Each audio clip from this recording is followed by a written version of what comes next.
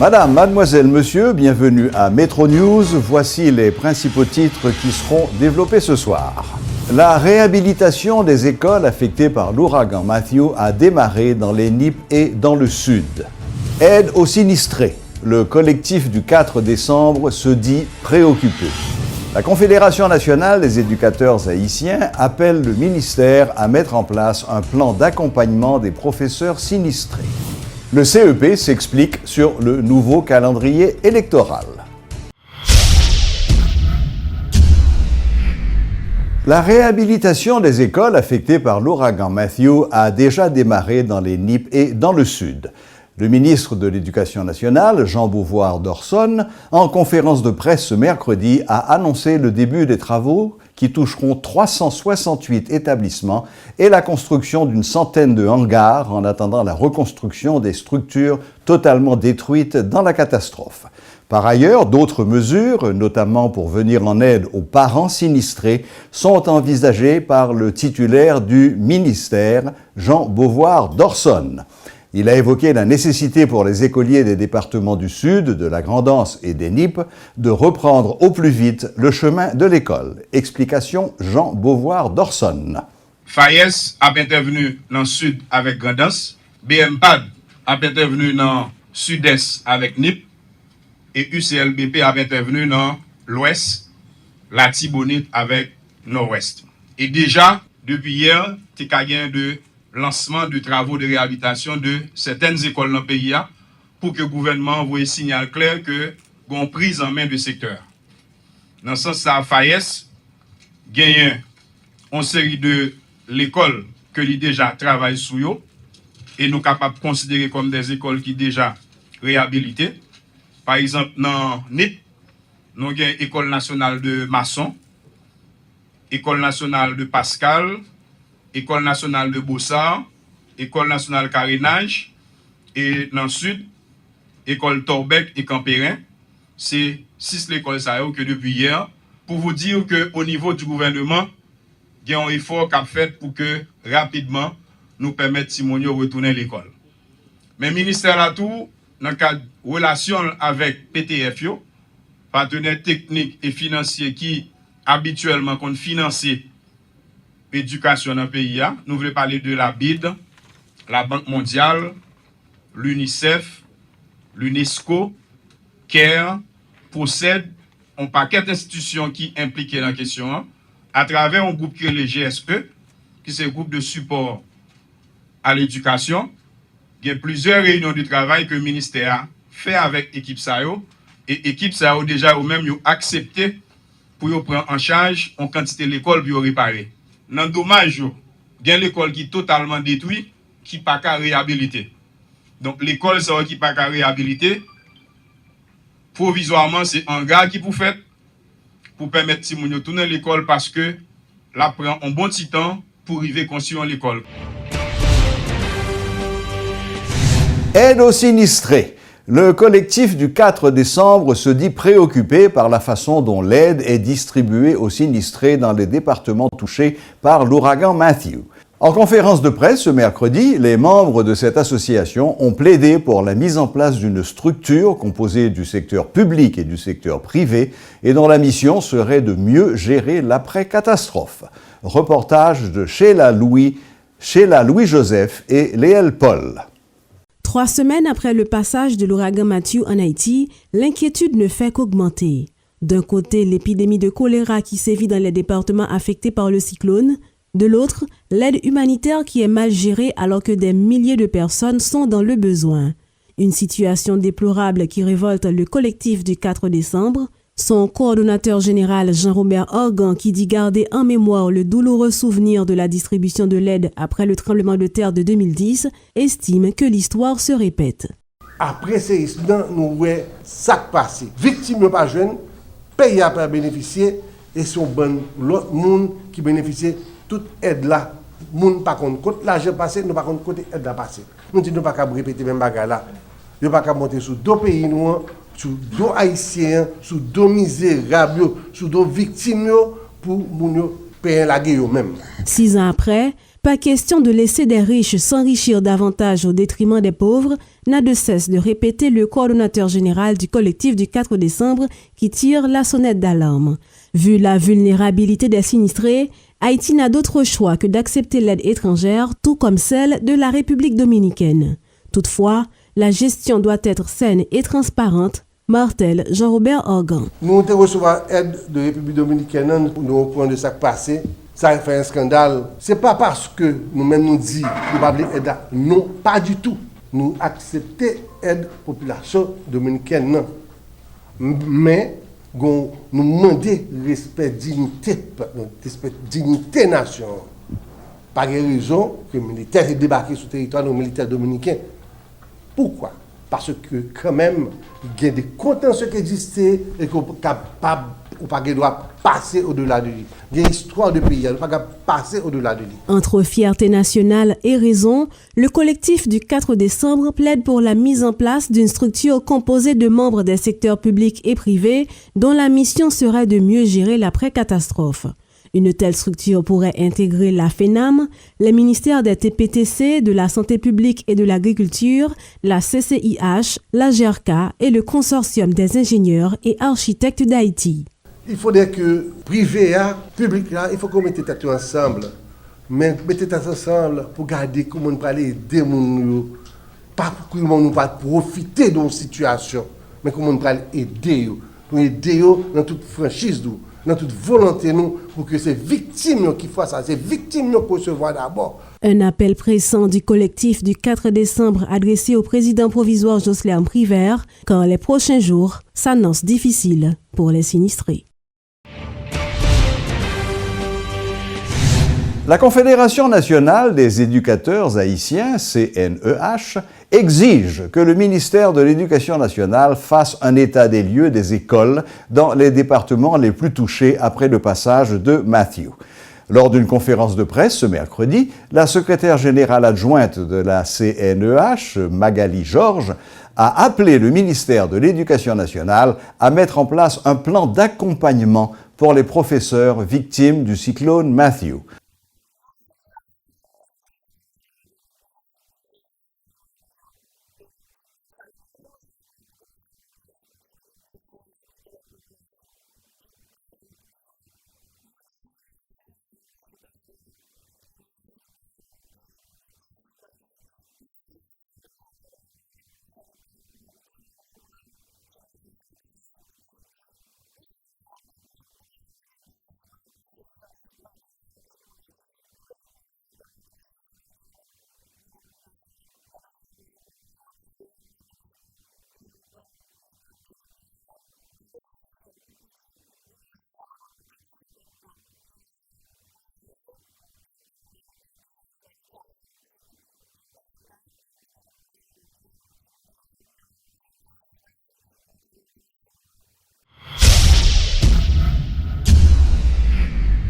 Le Conseil électoral provisoire n'a pris aucun engagement envers des partis politiques concernant une potentielle date pour la tenue des prochaines élections, selon le directeur exécutif du CEP, qui réagissait ce mercredi aux reproches formulés par certaines structures.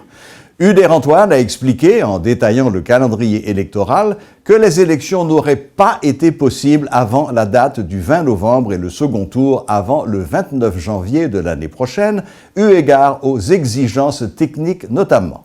Le Conseil met les bouchées doubles afin de réussir le pari et l'exécutif est appelé à jouer sa partition. Reportage de Luckner Garot et Léel Paul. Les différentes rencontres tenues entre le Conseil et les partis politiques ont été des séances de consultation. Aucun engagement n'a été pris sur une date quelconque. Par cette déclaration, Uder Antoine tente de calmer certains acteurs politiques qui reprochent au CEP de ne pas avoir respecté sa parole. Organiser les élections le 20 novembre et le second tour le 29 janvier, soit plus de 2 mois plus tard, répond à des nécessités techniques, souligne Uder Antoine pour calmer les esprits. Il y a des délais, ce n'est pas des délais que KEP a lui-même vinavel, ce sont des exigences légales. Côté nous avons une flexibilité, nous avons une garantie, nous essayons de jouer sur lui, nous essayons de récupérer 3-4 jours sur lui, qui fait nous arriver à date ça. Arguant que le délai entre le 20 novembre 2016 et le 29 janvier 2017 est le plus court entre 2 tours depuis les élections de 2000, le directeur du CEP invite les acteurs à consulter le calendrier détaillé publié par le Conseil. Des activités non négligeables sont prévues durant ces 2 mois, notamment la période de contestation définie dans le décret électoral. Contestation que nous connaissons pour un bon petit temps parce qu'il y a des exigences légales, peut-être au niveau de délibération qui a une certaine flexibilité, mais nous déjà compressé au niveau calendrier. Nous avons question élection qu'a fait pour AZEC, KAZEC, délégué de ville, nous avons étape enregistrement mandataire qui va le faire pour eux. Et contrairement peut-être à ça, le monde pensait que si nous réduisons tant campagne électorale là, ça va nous plus de temps pour nous aller pour nous changer date deuxième tour là. Non, son activité qu'a fait déjà en parallèle à d'autres activités critiques. Et comme pour montrer qu'il n'y avait aucune chance que les élections se tiennent plus tôt, le Conseil revient sur les dégâts causés dans les centres de vote. 30% des infrastructures réquisitionnées par le CEP sur tout le territoire ont été endommagées. Qui plus est, selon Richardson Dumel, il est impossible d'accéder à certaines localités dont l'état des infrastructures n'a pas été encore évalué. Tout d'abord, le département de la Grand'Anse, sous 106 centres de vote, gagné 44 qui a été arrivé visiter et vérifier, c'est 38 dans centres de vote qui endommagé. 86% que yo pas capable d'utiliser. Dans le sud, sur les 157 centres de vote, il y a 45 en bon état et 112 endommagés, et quantité centres de vote que nous pas capables d'utiliser les représenter 71%. Pas la peine donc d'espérer une modification dans le calendrier, le directeur exécutif est clair sur ce point. Toutes les considérations ont été faites. Alors que les candidats ont tenu plus d'1 an, 2 mois ne devraient pas les effrayer. Et s'ils sentent venir le découragement, ils n'auront qu'à viser le fauteuil. Plus de 8 jours après avoir été débarqué à Port-au-Prince, l'aide dominicaine est toujours stockée dans des entrepôts à la Société nationale des parcs industriels, SONAPI. À en croire certains usagers du parc, des produits commencent à pourrir, tandis que les sinistrés peinent à être secourus. Ils dénoncent par ailleurs le détournement de quelques cargaisons qui se feraient en dehors des normes de sécurité de la SONAPI. La Cour de cassation a sorti une note de presse qui, c'est le moins qu'on puisse dire, a fait un certain bruit. Pour avoir des éclaircissements sur l'aspect juridique de cette affaire, nous avons au téléphone avec nous Maître Camille Leblanc. Bonsoir, Maître Leblanc. Bonsoir, Monsieur Serge-Clan. C'est un plaisir pour moi d'être avec vous. Maître Leblanc, la Cour de cassation a fait sortir une note de presse dans laquelle il demande, d'abord et avant tout, le remplacement de Jocelyn Privert comme président provisoire de la République. Est-ce que cette initiative rentre dans le cadre des attributions normales de la Cour de cassation? Non, ça ne rentre pas dans les attributions de la Cour de cassation. Je crois qu'il y a des associations de juges. La Cour de cassation, il y a 6 membres sur 12 et a signé cette note. Prend position dans la crise haïtienne. Ça ne reste pas dans les attributions. Ce n'est pas coutumière de voir la Cour prendre des positions de cette nature, des positions aussi politiques. Mais la Cour ne reste pas simplement dans la demande de remplacement de M. Privert. En effet. Demande au président des 2 chambres, Sénat et Chambre des députés, de mettre en accusation, de mettre en branle la procédure pour mettre en accusation M. Privert et le Premier ministre, les membres de son gouvernement. Donc, exactement. Exactement.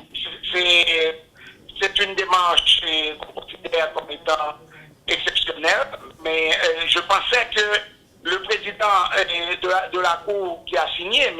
Cantave, ainsi que Mme Koch, qui sont tous les 2 présidents et vice-présidents du Conseil supérieur du pouvoir judiciaire, je pensais que l'initiative allait être prise par le Conseil, non pas par la Cour de cassation. Je pense que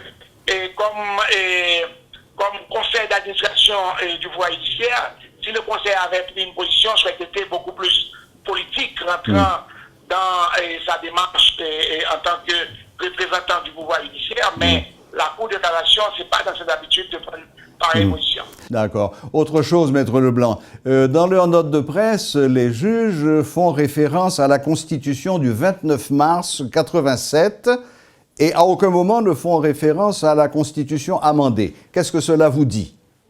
Cela veut dire clairement que les membres de la Cour de cassation se situent dans une position contre le document qui est en vigueur, qui est la position amendée. Bien sûr, les citoyens, beaucoup de citoyens avaient exprimé des positions quant à la mise en application de ce document dit Constitution amendée, parce que tout le monde sait dans quelles conditions ce document avait été élaboré. Tout à fait, tout à fait. Après que le Sénat eut dénoncé sur le document publié par M. Brézard. Donc, la Cour de cassation, en tout cas, les membres de la Cour, les 6 juges, ont exprimé clairement une position par rapport à la Constitution de 1987, du 29 mars, et pour les signataires, la Constitution amendée n'est pas d'application. Et d'ailleurs, les gens comprennent pourquoi on a fait référence à la Constitution du 29 mars, parce que cette Constitution renvoie à une solution du président de la Cour de cassation. Exactement. Alors que la Constitution amendée n'en parle pas. Au niveau beaucoup plus politique. C'est ça. Il y a 2 niveaux. Le premier niveau, c'est le gouvernement, le Premier ministre et le gouvernement qui gère jusqu'aux prochaines élections. Exact. Si ça intervient avant la 4e année. Et après, à partir de la 4e année, c'est l'Assemblée nationale. Exactement. Et au remplacement. Donc, la Constitution amendée a sorti beaucoup de tensions dans les solutions politiques. C'est ça. Et donc, on comprend pourquoi les signataires de ce document se renferment dans le document du 29 mars 1947. Une dernière question, très rapidement, Maître Leblanc. D'après vous, pourquoi la Cour de cassation a attendu près de 8 mois avant de se prononcer sur la caducité de M. Privert? Qu'est-ce que cela vous dit? Bon, premièrement, la décision, l'accord qui a été signé, les signataires ont noté que le pouvoir judiciaire a été écarté. On avait été écarté. Et c'est vrai, il faut reconnaître que le pouvoir judiciaire, il y a 3 pouvoirs de l'État, et il y a un des pouvoirs qui avait été écarté effectivement dans les recherches de solutions politiques avant le départ de M. Bateli. Bon. Mais encore une fois, pourquoi ne pas avoir réagi tout de suite? Pourquoi avoir attendu 8 mois? Premièrement, ils n'ont pas réagi parce que c'est très difficile de faire réagir les membres de la Cour de cassation, encore moins le Conseil supérieur du pouvoir judiciaire. Mais n'oubliez pas, parmi les signataires de ce document qui a été signé hier, vous avez plusieurs qui s'étaient retrouvés à Washington dans le cadre des discussions politiques avec certains officiels américains. Et je pense que leur positionnement actuel se situe dans le cadre de ce voyage. Donc je crois qu'il ne faut jamais prendre à la légère cette note ou résolution de la Cour de cassation, parce que généralement ce n'est pas une démarche innocente et son traitement risque, si on le fait à la légère, risque probablement de déboucher sur des situations qui sont peut-être non maîtrisables par l'exécutif. En tout cas, il faudrait que l'exécutif gère ceci avec beaucoup de doigté pour ne pas tomber dans des pièges qui pourraient lui être fatals. Voilà. Bien, eh bien écoutez, Maître Leblanc, merci infiniment de ces éclaircissements et des nouvelles lumières que vous avez portées sur cette affaire. Bonne soirée et à bientôt. Au revoir. Voilà, la boucle est bouclée. Merci de votre fidélité et à la prochaine, même heure, même chaîne.